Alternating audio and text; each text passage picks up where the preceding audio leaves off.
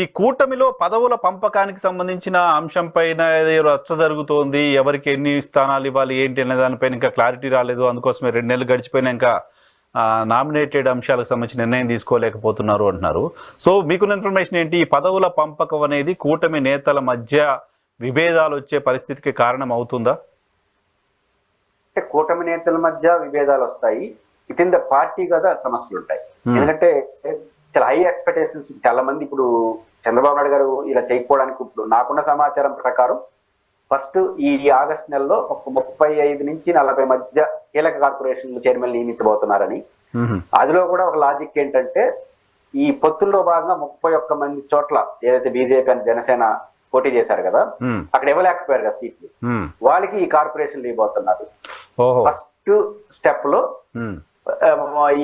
వీళ్ళకి ఎవరికైతే అని ఒక ప్రచారం నడుస్తుంది. అదే ఇస్తే మొత్తం తెలుగుదేశంలో అవుతారు, బీజేపీ జనసేన వాళ్ళు కాదు కదా, మొత్తం తెలుగుదేశంలో అవుతారు. సో తెలుగుదేశంలో సీట్లు కోల్పోయిన వాళ్ళ సంఖ్య 31 అయితే జనసేనలో సీట్లు కోల్పోయిన వాళ్ళ సంఖ్య 159 అంత అవుతుంది. బీజేపీలో అయితే ఎంత, అది కూడా అంతే, 162 పైన 163 అవుతుంది వాళ్ళ సంఖ్య. వాళ్ళ సంగతి ఏంటి? ఇప్పుడు ఓనర్లు కాదు కదా, ఎంత కాదని వాళ్ళు ఓనర్లు కాదు కాబట్టి ఆ డిమాండ్ చేయలేదు. అయితే నాకు అనుకుంటుంది ప్రధానమైన సమస్య ఏంటంటే వాళ్ళు ఎక్కువ మంది గెలిచారు, కనీసం డజన్ మంది మంత్రిలో ఉండాల్సిన వాళ్ళు, బుచ్చయ్య చౌదరి గారు కావచ్చు, మా జిల్లాలో కిషోర్ కుమార్ రెడ్డి గారు కావచ్చు, మన పరిటాల సునీత గారు కావచ్చు, అఖిలప్రియ గారు, ఆదినారాయణ రెడ్డి గారు బీజేపీలో, అందరూ మంత్రి స్థాయి, చంద్రమోహన్ రెడ్డి గారు, సోమిరెడ్డి గారు. సమస్య ఏంటంటే ఆయన ఓడిపినప్పుడు ఇచ్చాడు, గెలిచినప్పుడు ఇక్కడ పోయినారు. ఇట్లాంటి వాళ్ళందరూ ఉన్నారు. కాబట్టి వీళ్ళు మంత్రి స్థాయి ఉన్నవాళ్ళు. అసలు వీళ్ళు ఏం చేయాలి? ఇప్పుడు మంత్రివర్గం లేకపోతే ఏపీఐసి చైర్పర్సన్, తిరుపతిలో తొడా చైర్మన్, టీటీడీ చైర్మన్, ఇట్లాంటి ఒక గ్లామరస్ ఉన్నవాళ్ళు 10-15 ఉంటారు. ఆర్టీసీ చైర్మన్ ఇప్పుడు వాళ్ళ సర్దాలు మామూలుగా అయితే ఇక్కడ ఇల్లు వాళ్ళనే సరితే సిపిలో ఏం కావాలి? సరే వాళ్ళంతా పోయాను కొత్త వాళ్ళకి ఇవ్వాలి, దాంతో పాటు వీళ్ళకి ఒక 10% ఇవ్వాలి, జనసేన కొంత ఇవ్వాలి, బీజేపీ కొన్ని ఇవ్వాలి. ఈ క్రష్ లో చంద్రబాబు నాయుడు గారు తొందరగా తేల్చేస్తే ఏమవుతుంది? ఇంకా నాకు రాదని నిర్ధారణ తిరుపతిలో టీటీడీ చైర్మన్, తొడా చైర్మన్ 2 ఇచ్చేసినారంటే ఒక 10 మంది క్లారిటీ వచ్చేస్తుంది. ఇంకా మనకు ఈ టర్మ్ లేదు, మళ్ళీ ఎమ్మెల్సీ మీద దృష్టి పెట్టుకుంటారు. ఎమ్మెల్సీ ఇంకో 2 ఏళ్ళు పడుతుంది. కాబట్టి ఇది తేల్చేయడం చంద్రబాబు గారు మొదటి స్టైల్. జగన్ గారి అయితే అదొక మొండి ఘట్టం, ఉండేవాడు పోయేవాడు పోతాడనే టైప్ కదా, ఈయనట్టు కాదు కదా. తొందరగా తేల్చేస్తే వైఎన్ఆర్ గారికి పురుషోత్తంగా మంత్రి పదవి రాదన్న విషయం క్లారిటీ వచ్చేస్తే ఇంకోటి అసంతృప్తి ఫీల్ అవుతాడు కదా. కానీ చంద్రబాబు నాయుడు గారిని నేను జర్నలిజంలోకి వచ్చిన దగ్గర నుంచి క్లోజ్గా మానిటర్ చేస్తున్నాను. అంతకుముందు కూడా ఆయన చూస్తూ ఉన్నాను కదా.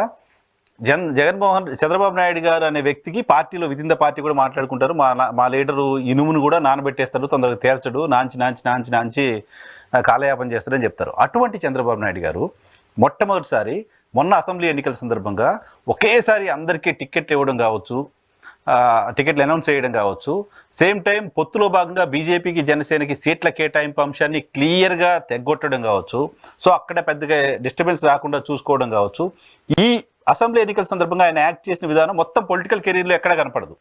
ఇంత క్లియర్గా, ఇంత డిస్టర్బెన్స్ లేకుండా, ఇంత కన్ఫ్యూజన్ లేకుండా ఆయన చేశారు. సో ఇప్పుడు నామినేటెడ్ పదవుల విషయంలో కూడా అటువంటి స్ట్రాటజీ ఏమైనా యాప్ చేయడానికి సంబంధించిన ఆస్కారం లేకుండా ఎందుకు ఉంటుంది? ఉండొచ్చు. అంటే మారిన చంద్రబాబు గారు అయితే కాదండి, మారిన పరిస్థితుల ప్రభావం. కింద నుంచి కూడా ప్రజలు ఇంతకు లేదు నా విషయం తేల్చాయనే పరిస్థితిలో ఉన్నారు. ఎందుకంటే ఆప్షన్స్ చాలా ఉన్నాయి కదా, ఈ పార్టీ కాదు ఇంకో పార్టీ. ప్రజల్లో లీడర్లో కూడా చాలా చేంజ్ వచ్చింది. అవన్నీ కుదరదు, తేల్చండి అనే పరిస్థితి. అంటే అధికారంలో ఉన్నప్పుడు దబాయించలేదు అంతే తప్ప ఖచ్చితంగా ఇంత ముందు కింద ఒత్తిడి పెరుగుతాం.